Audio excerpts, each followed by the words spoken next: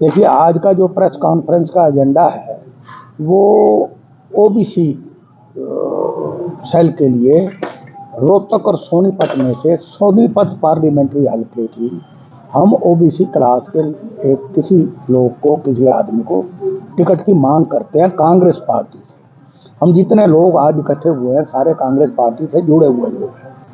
हमारा मेन मुद्दा ये है कि आज हर पार्टी ओबीसी की बात उठाने लग रही है, खास तौर पर भारतीय जनता पार्टी।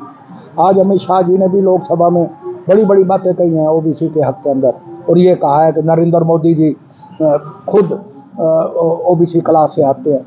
मेरा कहने का मतलब ये है कि आज लोग ओबीसी की बात तो करते हैं, लेकिन ओबीसी क्लास के लिए किसी ने आज तक कुछ नहीं किया। और इससे पहले कि आप मेरे ऊपर कोई सवाल करो, मैं आपको एक जवाब बड़ा तुरंत देना चाहता हूँ कि कांग्रेस पार्टी, कल हम मिल के आए हैं, अनिल सैनी जी मेरे साथ थे जो ऑल इंडिया के ओबीसी सेल के राष्ट्रीय महासचिव हैं।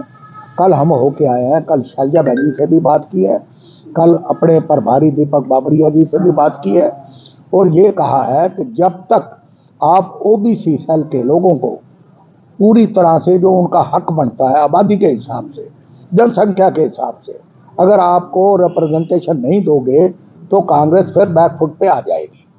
उन्होंने हमारी बात से एग्री किया है।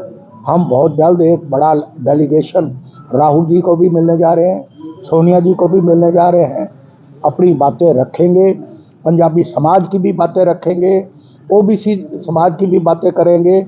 और आपकी जानकारी के लिए ये भी बताना चाहते हैं, एक बहुत बड़ा कॉन्क्लेव रोहतक के अंदर ओबीसी सेल और पंजाबी समाज प्योरली इन लोगों की एक बड़ी विशाल रैली करेंगे, और उसके अंदर हम ये बातें सबके सामने समक्ष करेंगे कि जितना हमारा हक बनता है उतना हक दो।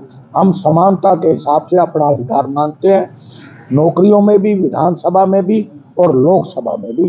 ये हमारा मुद्दा है। भूपेंद्र सिंह हुड्डा से भी क्या मिले हैं कि जो सोनीपत सीट है इसके लिए दी जाए? हम कल शैलजा बहन जी से मिले हैं, दीपक बाबरिया जी से मिले हैं, चौधरी भूपेंद्र सिंह हुड्डा जी जो सीएलपी के लीडर हैं उनको भी मिलेंगे। हम उदय भान जी से भी मिलेंगे जो हमारे पीसीसी के प्रेसिडेंट हैं, राहुल जी से भी मिलेंगे और सोनिया जी से भी मिलेंगे। ये हमने फैसला कर रखा है जी। तो सोनीपत सीट मांग रहे हैं? सोनीपत सीट मांग रहे हैं।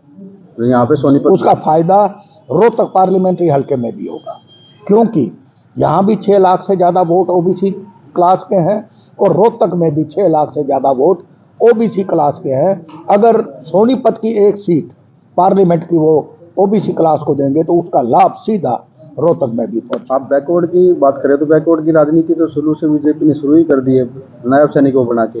वो एक छलवा है। वो 1.5 साल ओम प्रकाश धनखड़ जी को घुमा घुमा के थका दिया, फिर एन इलेक्शन से 4 महीने पहले नायब सैनी जी को बना दिया। नायब सैनी जी पहले मंत्री थे, और जब वो मिनिस्टर रहे तो उनसे एक सवाल करिएगा कि उन्होंने मिनिस्टर रह के ओबीसी की कभी कोई बात की? कभी एज ए मंत्री अपने महकमे के अंदर कोई उन्होंने ओबीसी क्लास के लिए कोई काम किया? आज एकदम उनको सोए ओबीसी याद आ गई, क्योंकि उनको भारतीय जनता पार्टी का अध्यक्ष बना दिया गया। ये समझते हैं कि लोग समझते नहीं है। ये जो लॉलीपॉप है ना, इसी को तो लोगों ने रिजेक्ट किया है। आने वाले टाइम में इसका कोई उनको लाभ नहीं होगा। जो प्रैक्टिकली जमीनी लेवल पे ओबीसी के लिए काम करेगा और सबको समानता के हिसाब से उनको हक देगा, वही पार्टी कामयाब होगी। सर, मानते हैं कि जो भूपेंद्र सिंह हुड्डा जब सीएम थे, जाट थे, तो जाट बिरादरी के लिए ज्यादा काम किया है, ओबीसी के लिए कम काम किया उन्होंने? नहीं, मेरी तो कोई अभी आपने कहा कि उन्होंने काम कम नहीं किया बैकवर्ड, उसने नायब सैनी ने। क्या मानते हैं कि उसने भूपेंद्र सिंह हुड्डा ने जाट बिरादरी के लिए ज्यादा काम नहीं किया? कांग्रेस पार्टी ने तो ओबीसी क्लास के लिए बहुत काम किया। मैं तो कहता हूँ, आप ये जो फ्लाईओवर आपके सामने नजर आने लग रहे हैं, ये उन्हीं के राज में बने हुए हैं। किसने का काम नहीं किया? काम किए उन्होंने भी, बड़े काम किए। क्या मानते हैं आप, तो कांग्रेस पार्टी में अभी तक संगठन जो है नहीं बन पाया? देखिए, ऐसा है कि जितने यहाँ बाई इलेक्शन हुए, आप एक आध को छोड़ के, बगैर संगठन के भी हम जीते हैं ना।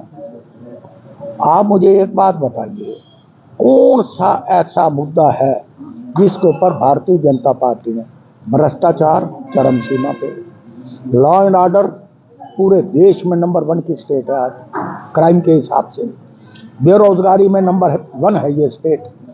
आज जितनी अनएम्प्लॉयमेंट यहाँ इस प्रदेश में कहीं भी नहीं है। आप किसान पूरी तरह से परेशान है, 1 साल तक किसान सड़कों पे बैठा रहा। आज एम्प्लॉय रोजाना चीफ मिनिस्टर की कोठी के घेराव हो रहे हैं। आप कौन सा मुद्दा ऐसा है जो प्रैक्टिकली बीजेपी ने किया हो और उसका उनको लाभ पहुंचेगा? ऐसा होने वाला नहीं है। आप जल्दी देखना, इनको लोग इनका आईना दिखाएंगे। 3 स्टेट में भी चुनाव हुए, जी। तीनों स्टेट में बड़े लीडरों की ड्यूटी लगाई, रणजीत सुरजेवाला की, कर्ण चौधरी की लगी थी, शैलजा की मैं लगी, बताता हूँ, चंद्रोदय लगी, लेकिन वहाँ उसमें कांग्रेस पार्टी को मंथन की जरूरत है। कुछ गलतियां रही, बीजेपी ने सारी यूनियन कैबिनेट मध्य प्रदेश में ला दी, कोई चीफ मिनिस्टर का चेहरा नहीं दिया। ये तो देखो, ये तो पार्टी लीडरशिप इसके ऊपर मंथन करे, ये बड़ी जरूरी है कि ये वो माइक्रो मैनेजमेंट के मास्टर हैं, मैं मानता हूँ इस बात को, इसमें वो कामयाब हो गए। जनादेश को हम स्वीकार करते हैं, इतनी बात नहीं। कितना फर्क पड़ेगा इस जो चुनाव नतीजे हैं 5 राज्यों में, हरियाणा में कितना फर्क पड़ेगा? आप 15 दिन ठहर जाओ, आज तो आप भी हम कोई बात करें तो आपको समझ कम आएगी, लेकिन 15 दिन बाद फिर आपके बीच में आएंगे तो आप कहोगे आप ठीक है। चुनाव के बाद जो 5 साल चुनाव के बाद जो है बीजेपी अब ये चाह रही है कि जो चुनाव है दोनों एक साथ कराए जाए, विधानसभा भी लोकसभा भी, ऐसा सुनने में आ रहा है, प्रयास लगाए जा रहे हैं। इसलिए कि मनोहर लाल जी खट्टर को ये पता है, ये एहसास है, सर्वे की रिपोर्ट है कि आज अगर विधानसभा के चुनाव कराएं तो वो डबल डिजिट भी पार नहीं करेंगे। वो चाहते हैं कि नरेंद्र मोदी जी का फायदा लोकसभा के अंदर विधानसभा को भी मिल जाए, उसका बेनिफिट मिले, लेकिन वो बेनिफिट मिलने वाला नहीं है। चाहे चुनाव साथ कराएं चाहे अलग कराएं, विधानसभा में तो आप देखना इनकी डबल डिजिट भी पार नहीं होगी। लेकिन कांग्रेस में भी गुटबाजी नजर आ रही है। कांग्रेस की कोई गुटबाजी नहीं है। आपको 15 दिन के अंदर जितने लीडर जिनका आप जिक्र कर रहे हो ना, सारे एक मंच पे नजर आए। धन्यवाद।